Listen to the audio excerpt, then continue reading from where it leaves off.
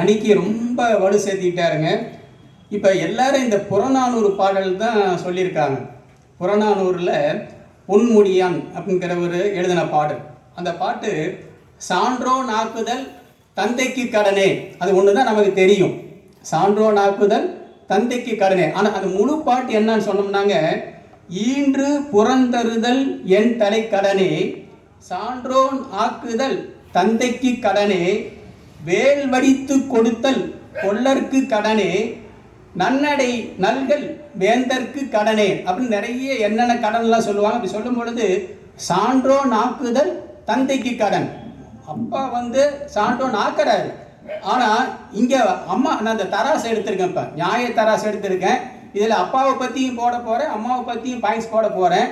எல்லாரும் நம்ம சொல்கிறதெல்லாம் சான்றோ நாக்குதல் தந்தைக்கு கடனே சொன்னாங்களே ஒழிய, இங்கு ஈன்று புறந்தருதல் என் தலை கடனேன்னு சொல்லும் பொழுது இங்கே நல்லா கவனிக்கணுங்க. அவர் சொல்லும் பொழுது ஈன்று தருதல் என் தலை கடனேன்னு அவர் எழுதலை. ஈன்று தருதல் அப்படின்னா தான் பெற்று கொடுக்கறது மட்டும்தான் அம்மா. ஆனால் இங்கே புறந்தருதல் அப்படிங்கிற அந்த வார்த்தை ஏன் போட்டாங்க அப்படின்னா, அத்தனை இயக்கத்திற்கும் அம்மா காரணம். ஒரு பையனுடைய அவ்வளவு முன்னேற்றத்திற்கும் காரணம், அதுக்காக தான் அந்த இயக்கம் அத்தனைக்கும் காரணம் அப்படிங்கிறதுக்காக புறந்தருதல். அப்போ இந்த தராசில் அப்படி போடும் பொழுது இங்கேயும் சரியா இருக்கு, இங்கேயும் சரியா இருக்கு. இப்போ நான் அப்படியே ஒன்னொன்னா நான் அப்படியே பாயிண்ட்ஸ் போட்டு வரேன் பாருங்க. அப்பாவுக்கு ஜவஹர்லால் பற்றி நிறைய சொன்னாங்க. அதாவது 1930 33 வரைக்கும் இவர் சிறையில் இருந்த பொழுது தன்னுடைய மகள் அவங்களுக்கு கிட்டத்தட்ட 176 கடிதங்கள் எழுதியிருக்கார். ஜவஹர்லால் நேரு 176 கடிதங்கள். அந்த கடிதங்களை எல்லாம் தொகுத்து உலக வரலாறு அப்படின்னு ஒரு நூலை வெளியிட்டிருக்காங்க. அந்த புத்தகமாக வந்திருக்கு. அந்த உலக வரலாறு மட்டும் தன்னுடைய மகளுக்கு சொல்லவில்லை. அவர் என்ன சொல்லியிருக்காருன்னா, எப்படிலாம் நடந்துக்கணும், எப்படி படிக்கணும் எல்லாமே சொல்றாரு. அப்ப மறைந்த முன்னாள் பாரத பிரதமர் திருமதி இந்திரா காந்தி அம்மையார் இரும்பு பெண்மணியாக இருந்ததற்கு மூல காரணம் யார் அப்படின்னா ஜவஹர்லால் நேரு. அதை நாங்கள் மறுக்கல. அந்த பாயிண்ட் நாங்கள் இதில் நினைவு வச்சுக்கிறோம். அதே போல் இங்கே நிறைய சொல்கிறாங்க, திருக்குறள்லாம் சொன்னாங்க. அடுத்தது அன்னையின் தாலாட்டு கீதம் சொன்னாங்க. இந்த தராசில் அன்னையின் தாலாட்டு கீதம். அப்போ அப்பாவுடைய வார்த்தை வேதம், அப்பாவுடைய வார்த்தை வேதம். இங்கே தாயிற் சிறந்ததொரு கோயிலும் இல்லை அப்படின்னாங்க. இங்கே தந்தை சொல் மிக்க மந்திரம் இல்லை. அதே போல தாய் மொழி அப்படி சொல்றோமே, தந்தை மொழின்னு சொல்றோமா? கிடையாது. தாய் நாடு தந்தை நாடா.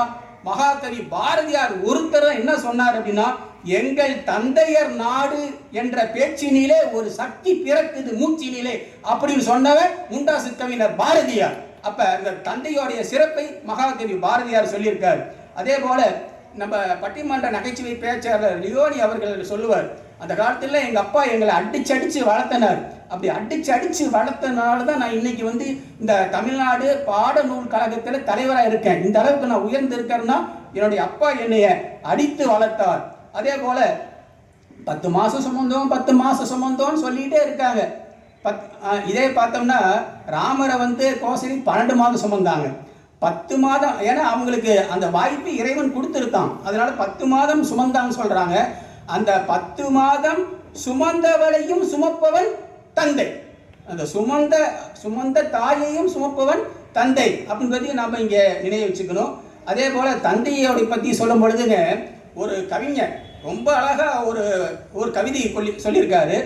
அந்த கவிதை என்ன அப்படின்னாங்க, அப்பா உன் அன்புக்கு ஈடாகுமா ஆகாசம், அப்பா உன் அன்புக்கு ஈடாகுமா ஆகாசம், அப்பா உன் தியாகத்தை மிஞ்சிடுமா தாய்ப்பாசம், அப்பா உன் தியாகத்தை மிஞ்சிடுமா தாய்ப்பாசம், ஓடும் ரத்தம் நாடி நரம்பு எல்லாம் உன் வாசம், உன் வேர்வை துளிதாப்பா நான் படிக்கும் இதிகாசம் அப்படி சொல்றாரு.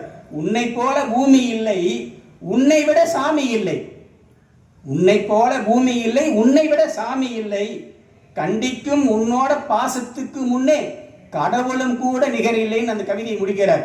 அப்ப பார்க்கும் பொழுது இந்த தந்தையோடைய சிறப்பு நம்ம இப்படி இந்த பக்கம் தராசில வச்சுட்டோம். அடுத்தது நம்ம தாயை பத்தி சொல்லும் பொழுதுங்க, நடிகர் சிவகுமார் அவர்கள் ரொம்ப அவங்க அம்மாவை பத்தி நிறைய சொல்லுவார். அதாவது வருடத்திற்கு 2 சினிமா பார்க்கலாமா, அனுமதி, 3 சினிமா பார்க்கக்கூடாது, 2 பாவம் மன்னிக்க அப்படின்னு சொல்லி அவங்க அம்மா சொல்லுவாங்க.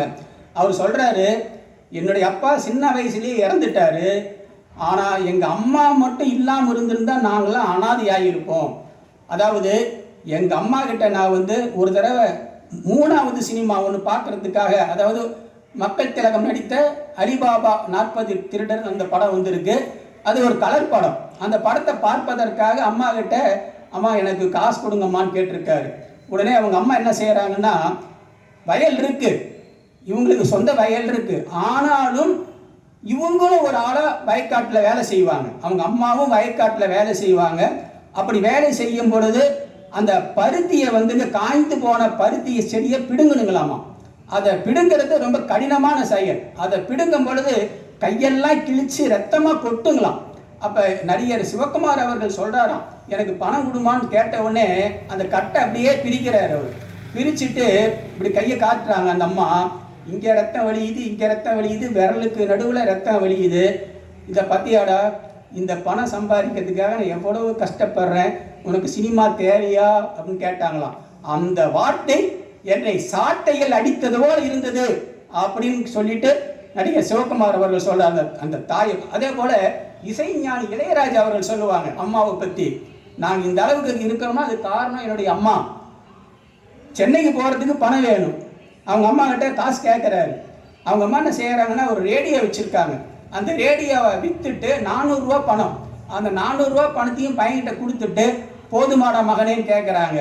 அப்போ இவர் சொல்கிறாரு, இசைஞானி, எங்கள் அம்மா அந்த 400 ரூபாயில் ஒரு 200 ரூபாய் எடுத்து வச்சுக்கிட்டு ஒரு 200 ரூபாய் எனக்கு கொடுக்கலாம், ஆனால் 400 ரூபாயும் கொடுத்துட்டு இன்னும் கொஞ்சம் வேணுமான்னு கேட்குறாங்களே, இந்த மாதிரி அம்மா யாருக்கு கிடைப்பாங்க அப்படின்னு சொல்கிறாங்க. அதே போல் நபிகள் நாயகம் சொல்கிறார், என்ன சொல்கிறாரு, தாயின் காலடியில் சொர்க்கம் உள்ளது. அதே போல் சுவாமி விவேகானந்தர் என்ன சொல்கிறார் அப்படின்னாங்க, யார் இல்லை என்றால் இந்த உலகில் நீ பிரவேசிக்க முடியாதோ, யாரை இழந்தால் நீ திரும்ப பெற முடியாதோ அவள் பெயர்தான் தாய் அப்படின்னு சொல்கிறாங்க. அதே போல் இப்போ ஐபிஎல் மேட்ச் நடந்துகிட்டு இருக்குங்க. இப்போ எல்லாரும் இந்த ஐபிஎல் மேட்செல்லாம் விட்டுட்டு இங்கே வந்திருக்கீங்க.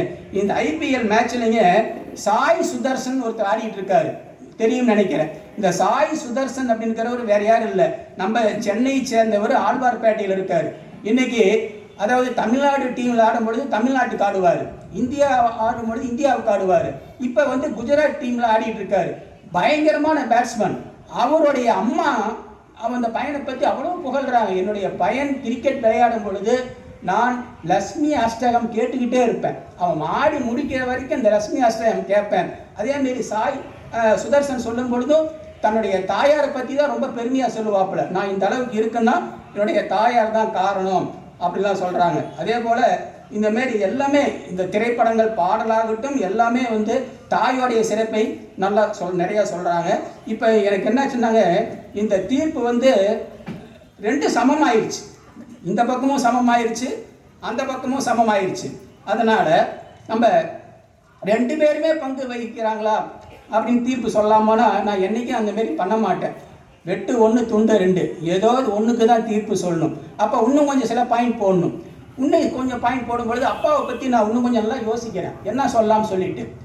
ஒரு அப்பாங்க தன்னுடைய மகன்கிட்ட ரொம்ப கண்டிப்பாக இருப்பார், ஏதாவது ஒரு குறை சொல்லிக்கிட்டே இருப்பார், ஒரு குற்றம் சொல்லிக்கிட்டே இருப்பார்.